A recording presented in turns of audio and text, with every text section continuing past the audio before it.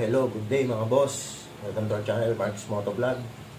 Yan, nandito na naman tayo sa panibagong video. So, gagawa tayo ng DIY na naman sa ating alaga, si Buddy. Papalit tayo ng fluid tank niya sa likod mga boss. Ito, yung stock. Papalitan natin ngayon yung fluid tank nito para mas malinis tignan. So, mga boss, nakalkal ko lang dun sa mga pyesa natin. Fluid tank na smoke block siya. Yan, tapos etong bracket na to, bracket yan ng mga Brembo, yung para dito sa fluid tank sa harap. So, ito ngayon ang gagawin natin bracket. Tapos, ayan, niremedyohan natin yung mga bolts niya. Kinuha natin sa mga pyesa natin. Ito yung mga boss yung papalitan natin. Yan, yung fluid tank. Makikita nyo i-stock, tapos ito ipapalit natin. So, ginaya ko lang yung bracket niya. Kulang lang ng konting ano dito. Pero pansamantala, ito muna ikabit natin para malinis tignan. Tsaka mas maliit yung fluid tank niya. Kung makikita nyo sa likod, ganito yung itsura niya, mga boss. So, ayan o, makikita nyo. Ganyan yung itsura niya pag nakikita sa likod. Tapos ipapalit natin to. Ayan. Medyo mas masisinop na siya ng konti para sa concept na gusto natin. Shoutout nga pala kay Buddy Magaso, kay Abraham de la Cruz, na ang gawang memorial. Kasi sa kanya tayo nagtanong mga boss, kung kakayanin ba na babaklasin lang natin tong fluid tank. So sabi niya hindi naman daw maapektuhan yung pump dito. So subukan natin. Alisin muna natin yung laman nitong fluid tank. Tapos talpak na natin yung ano natin. Ito. Yan. So bago natin siya isalpak mga boss, alisin muna natin tong tong fairings niya. Kasi balak ko lang rin, total papalitan na natin yung fluid tank natin para mas malinis na rin tignan dun yung tank. Kung makikita nyo, ayan o, nakikita kasi yung CDI natin mga boss. So ayan, gagawin natin, total naka tie wire lang naman siya, ay kakabit natin siya dito. Titingnan natin kung papasok siya dito sa may dito sa may gilid, sa may bakal niya, sa may chassis niya. Ayan, para wala na rin dito, open na siya na makikita dun. Ayan, so let's go.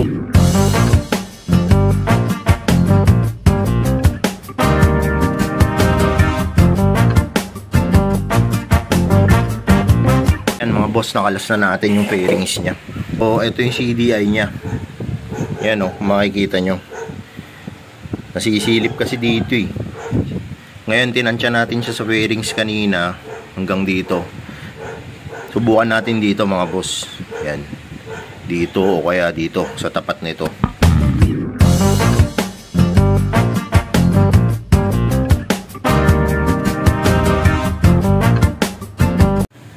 Yan, so hindi natin mahatak tong wire niya mga boss kasi i-move natin siya dito. So kailangan siguro natin baklasin tong tapaludo para makita natin yung wire niya. Yan, so tinanggal muna natin yung CDI mga boss.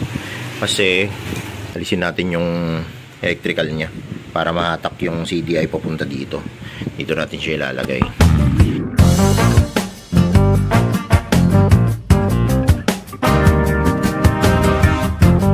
Magiging pwesto niya mga boss, dito siya nanggaling, iangat natin siya dito. Yan. So lalagyan muna natin siya ng tie wire ng isa. Testingan lang natin, tapos ikabit natin yung fairings niya kung sakto ba siya at hindi siya sagabal.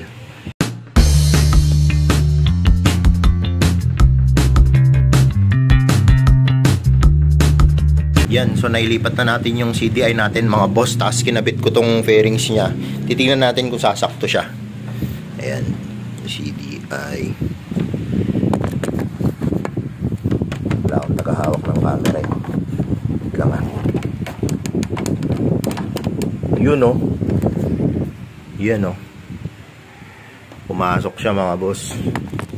Sakto yung pagkakalagay natin. Ayun kung makikita nyo. Wala na siya dito. Yan. Wala na siya dito sa gilid na yan. Hindi na rin siya makita. So, i-fix na natin siya. Sunod na natin yung fluid tank.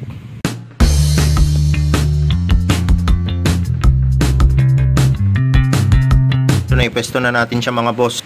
Ayan o. Yan yung kinalabasan niya. So nalinis na natin yung wire dito. Yan, so minove lang natin. So fix na. Ayos. Yan mga boss, so meron tayong lalagyan nandito ng ng brake fluid. So yung nandito sa may fluid tank niya, ilalagay natin dito sa may lalagyanan para yun rin yung gagamitin natin mamaya.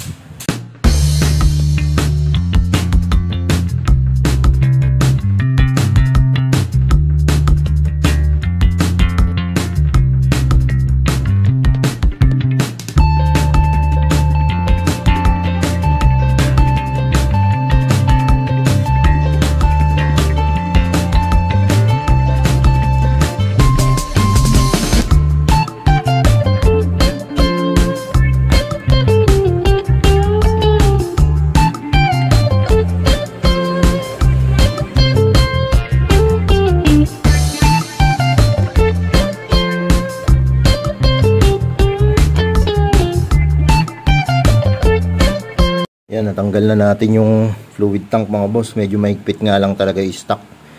Yan, so ito yung itsura nya. Dumi na rin. Ito yung sasalpak natin. Yan.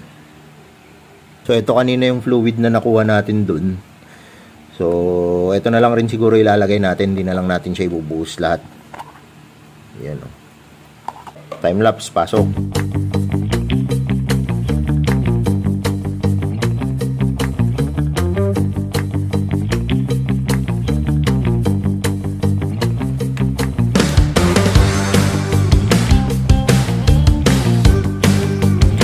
Yun o. Tignan mga boss, para nung ito yung nakalagay o. Ngayon, mas malinis na siya. Yun o.